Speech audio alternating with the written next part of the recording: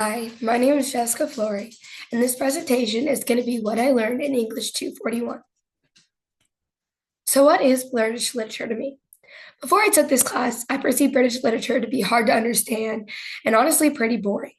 I heard the word British and I thought of war, old customs, traditions, and things that had nothing to do with me. I did not think that any of these works or assignments would apply to modern day life, and I just assumed these works would be hard to understand and to read.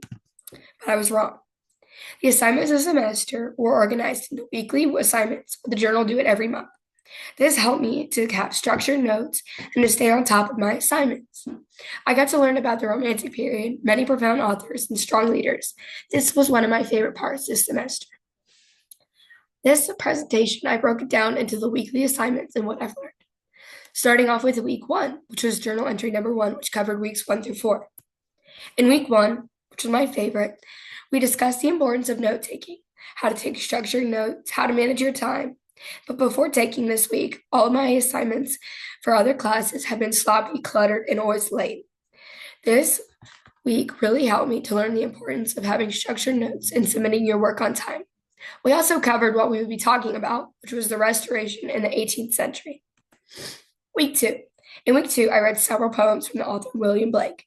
He was an English poet and printmaker. And what I thought was really cool was that he shared a birthday with me, November 28th. Some of his best known works were The Lamb, The Tiger, London, and The Sick Rose. He earned his place as the patron saint of all freaking thinking outside artists. And his works were always meaningful and timeless, and I really enjoyed reading them. Week three. In week three, I learned about the life and the works of William Wordsworth. He was a truly inspiring poet. He was a central figure in the English Romantic Revolution poetry, and his work focused on the beauty and spiritual values of the natural world. What I really liked about him was that he emphasized the emotion and imagination along with the purity of the human mind in his poems. My favorite poem that I read from him in week three was The Thorn. It was published in 1798, and it just talked about changes. Because when you're old and you think of old things, we have a hard time comprehending that they were once young, once our age. How were they once young when now they're just so old and gray? This really made out many good points and really just had me thinking. In week four, I learned about Samuel Taylor Coleridge. He was an English poet, literary critic, philosopher, and theologian. His best works were Kubla Khan and Frost at Midnight. In literary analysis number one, I discussed the topic emotion versus reason. The key points that I covered in this presentation were that the philosophical tensions between Romanticism and the Enlightenment. The Romantic period was one of the shortest but most complex periods in British literature. These events shaped society and how people felt, thought, and lived. It was significant because both of these periods discussed conflict between science and morality. It really had people questioning on which one. The key takeaways from analysis one was the Romanticism period began in the late 18th century, and it brought out true connection with nature. Nature was seen as powerful, beautiful, spiritual, and inspirational. People developed a true individuality and a fascination for the supernatural and for nature. People were valued as individuals and they had their own creativities and their own freedoms. Journal entry number two covered the week 5 through week 9. The Victorian Age, which was in week 5, was one of my favorites. It took place between the years of 1837 and 1901.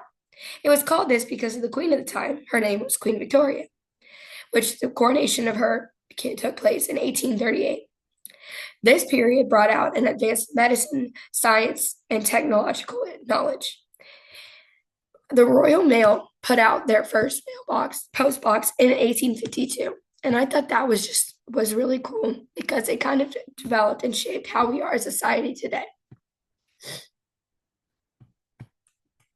Week 5. This period, there were changes in the industrial production.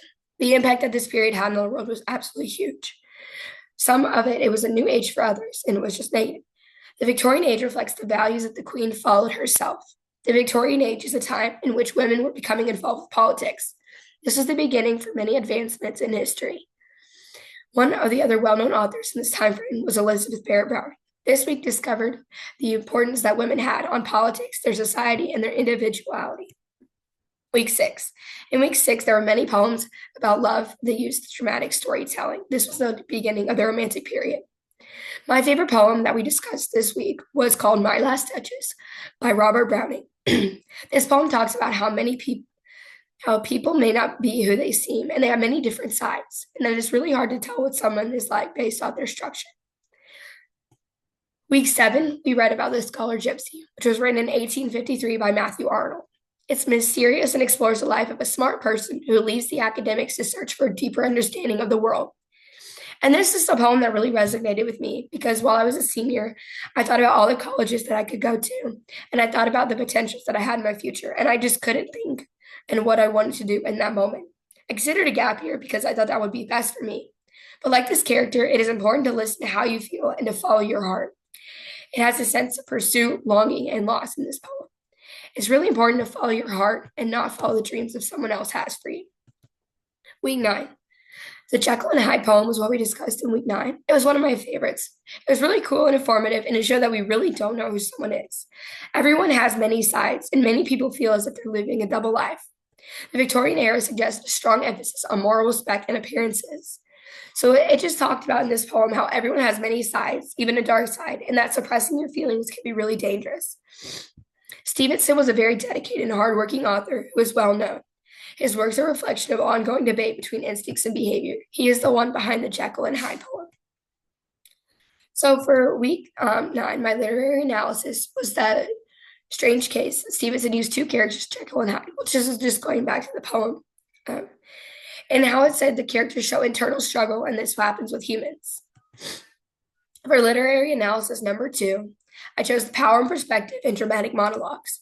Dramatic monologues are a way in order for the character to show who they truly are. In My Last Duchess, the speaker is an arrogant duke. He is showing off a painting of his late wife to one of the ministers. Excuse me. As he explains the photos and reminisces the moments of his deceased wife, he revealed his more possessive and controlling side. He was pictured to be dangerous, arrogant, and controlling. Robert Browning, which is the author of this poem, uses dramatic monologue in his short stories. He portrayed the Duke to be rough, have a rough demeanor, and it makes me think that he was the one in charge of his wife's death. The rhyme scheme throughout this poem is very controlled. Though it may come off as calming at certain times, there's a creepy feeling to this poem. It makes the poem powerful and entertaining. I even chose this topic for the midterm paper. Journal entry number 3, which covered the weeks of 10 through 13. Week 10, we learned about William Butler Yeats. He was praised as one of the most significant literary figures in the modern age. He was a well-known poet with renowned works. Some of these works included The Lake Isle of Innisfree, When You're Old, and Easter 1916. This author was born in 1865. My favorite poem of his is When You Are Old.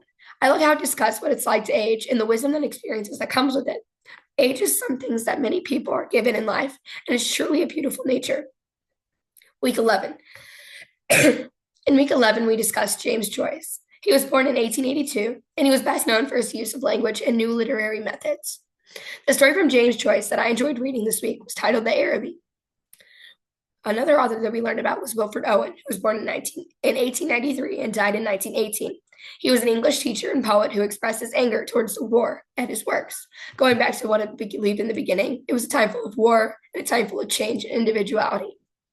In week 12, we discussed the author Dylan Thomas, who was born in 1914 and died in 1953. He was known for his highly original and imaginative use of language. He was known as Bohemian because of his personal life. He was one of the authors who lived during the Great Depression and really hard times in the economy. Living through those experiences really helped his works to be more significant and to go into detail and just show truly what it was like to live during a time like that. In week 13, A.E. Housman was who we discussed, and he was born in 1859 and died in 1936. He was an English poet and scholar. His poems are short and hold a lot of emotions. We also learned about Virginia Woolf, who was born in 1882. She was a feminist writer during this time and very well known. This week tied into what it was like for women to be in the role of other things in society. I really liked her poem called From the Conclusion. I love how she calls on women to seize the opportunity to write and to contribute to literature, showing that not only men, but women too had an important role in literature and the economy at that time. So literary analysis number 3, I did a reflection of William Butler Yeats.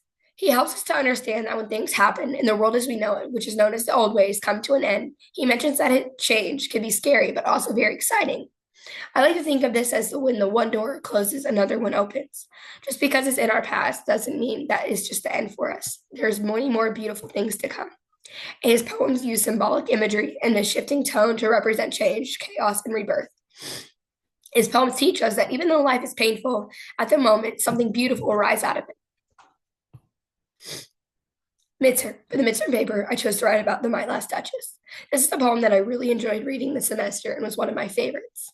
It made a lot of great points of how people used to view individuals, especially women. Men were considered superior to women, and that women were just considered to be property to men. Browning's use of dramatic monologue emphasized the Duke's self-absorbance and unreliability. He reveals the Duke as cruel, apathetic, and through the way that he spoke through the dramatic monologue. My Last Duchess critiques how patriarchal society structures value and individual status, control, and their title rather than emotional connection. Women were just viewed as property, and many people did not have individual identities.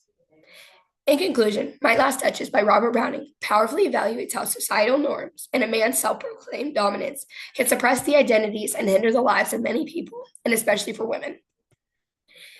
In conclusion, English 241 has been a true pleasure to be a part of. I learned a lot about great authors, deepened my understanding of British literature, and I learned about the importance of individuality and women's rights in literature. English 241 has influenced and reshaped how I view British literature in England by showing me the complexity of its literary tradition. I used to believe it was old-fashioned, boring, and not for me, but it truly just reflects societal struggles, things that people went through, and the ideas about identity and power. Individuality really came out during this time, and women were shown more power, something that every individual that can relate to. Thank you for your time.